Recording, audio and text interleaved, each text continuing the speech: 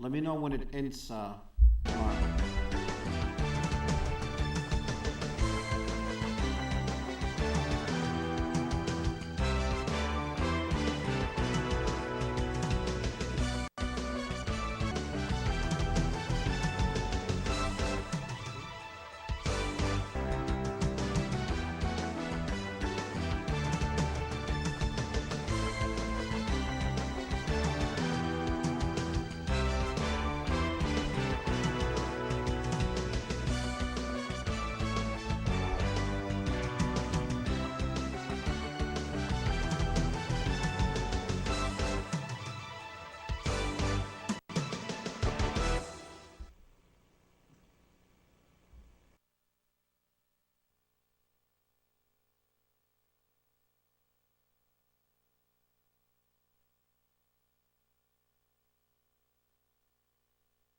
Apologizing to our viewers on Ustream and the internet because we are having technical difficulties, but we will upload the program later on tonight or tomorrow to Ustream and to YouTube.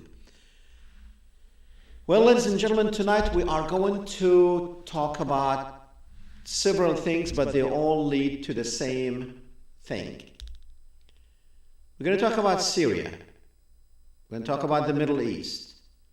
But the last time we talked about Syria, now, as most of you know, we only come to you once a month because there's really not much to talk about. We've been talking about this for the last 11 years before it even started.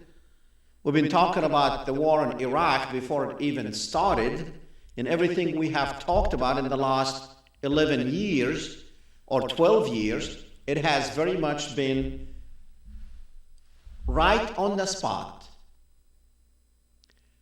But let's talk about Syria. Syria did something, well, not Syria, but if you remember,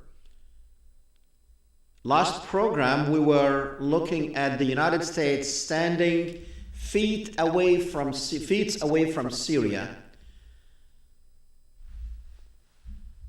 ready to push the button. Everyone was talking about war. All targets were ready. England sent destroyers. The United States sent 5 of them, with many support ships. The military was ready. They were only waiting for the green light from Obama to start with the cruise missiles to destroy Syria. This was the picture we were looking at last time we talked. The United States was ready to go to war. England was ready to go to war. And then all of a sudden something happened. No war. Now, we said, the United States said that it drew red lines, that if chemical weapons are used, that the United States will go. As you know, John McCain was very much ready to, he's been ready to actually start a war with Syria.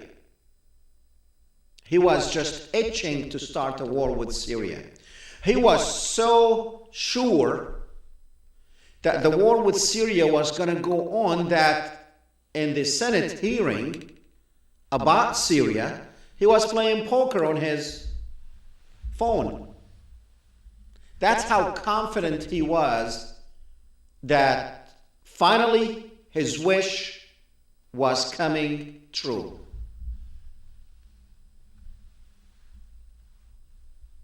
What happened?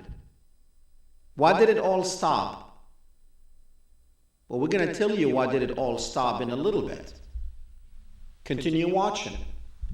And you will be shocked with the information that you're going to receive tonight of why did the United States stop the war.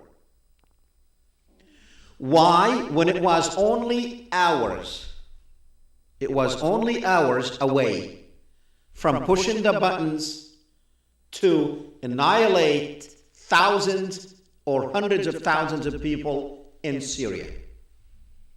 This limited thing and very small thing that was, no, there's no such a thing as limited and small. Not with all the guns that we put on the coast of Syria. And not with the guns that England sent in and France was sending in. Then the whole thing stopped. What happened? You remember David Cameron, it was, when they hit Libya, they didn't go to the British Parliament asking them that they're going to go to war against Libya. Obama, when he actually went into the war with Libya, he didn't ask Congress, he didn't go in front of Congress and said, hey look, we're going to bomb the heck out of this country and we're going to destroy it. That's exactly what happened. Killed its leader. Killed Gaddafi, its leader. So the West went into these Arab countries and killed the leaders. Without congressional approval, without United Nations approval, without the British Parliament approval, and France without the French Parliament. But in France it's a little bit different. The president does not need the blessings of his parliament to start a war. He just has to tell his parliament within 90 days from start of the war of why he started the war. That's the French law. That's why France, when England said, I'm going to go to ask the parliament why. You already sent in the destroyers, you already sent in the Thunderbirds, you already sent in the tornadoes, you already sent in the missiles, and you were ready to start bombing. So why, after positioning all these ships off the coast of Syria, everything had to be done, and it had to be done quickly? Now, the British Parliament was not in session. It was going to be another week or the following week before they actually be in session. Now, why couldn't he wait? Why David Cameron couldn't wait to actually, for the next week, to go in front of his parliament and ask them? No, he called for an emergency meeting. It had to be done tonight. Hurry up, we've got to do this tonight. Why? Well, you are going to war, so why go and ask the parliament? Maybe you did not ask those questions, but we did, because we're watching everybody and we know when something is unusual. And right away, when David Cameron said he's going to go to the parliament, that was a big flag for me. And then, when he called them that they had to come that night, then I knew it's a big, big flag. Something is wrong. And then, when the members of his own party don't show up to the vote, that was another bigger flag. And then, when member of his party that actually voted against the war, that was the mother of all flags. What happened? Why did Cameron actually organize this thing to fail? He went to the British Parliament to fail. He wanted a vote of no. And right away, England said, okay, we're out. We can't do anything.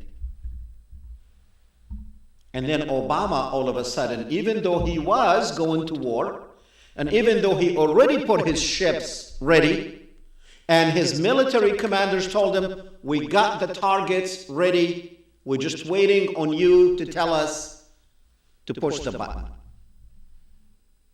Right away, Obama was talking about going to Congress to get their approval. Well, why? You are going to war without their approval. And no one, by the way, if you go back to that day when Obama said, I need to get approval, no one was talking about, hey, Obama, why are you going to war by yourself? No one. Why are you not getting congressional approvals? No one was even asking for it. He wasn't being pressured to go to Congress to get their approval. But he had to. So what happened? Why did they have to run and get out of bombing Syria? That's the question. And that's the question that you have been listening to me here for the last 15 minutes, wanting to know why. We're going to tell you why. But let's talk some more. Let's talk some more about what is actually happening in Syria. Well, in Syria you have three major groups. You have the regime of Bashar al-Assad. You have the Free Syrian Army, which is basically mainly Syrians, because they do have some foreigners within them, but mainly Syrians, who very much took it upon themselves with the help of the Muslim Brotherhood internationally, and in Egypt, and in Jordan. They're getting help from the Muslim Brotherhood. They're getting help from Saudi Arabia. They're getting help from Qatar. But also you have another group in Syria called Al-Nusra Front. Now, these are new kind of Muslims. These are new breed of Muslims. By the way, I have been a Muslim all my life. And if you go to many of the Muslim countries, you will not see people looking like that, dressed up like that. And by the way, this is, if you go back to the other picture, this is this Al-Nusra group actually killing prisoners. When in Islam, you see, you have got to differentiate, and this is another one killing soldiers, Syrian army soldiers, prisoners that these people have taken, these cowards have taken alive with their hands behind their backs and they're blindfolded. They're shooting them. And these are supposedly Muslims. The group that is shooting, the group that is killing, this vicious killing prisoners, cutting open their hearts and eating their hearts. They supposedly do it under Allahu Akbar. God is great.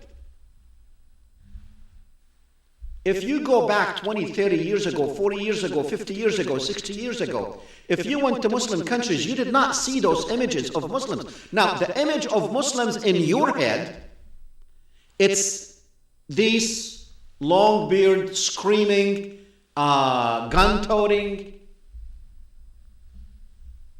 That's the image of a Muslim in your head. But 99% of Muslims don't look like that. They don't dress like that. So who's bringing these people? Who's training them? Al-Qaeda? Al-Qaeda, the one that the United States actually helped establish and financed until the end and until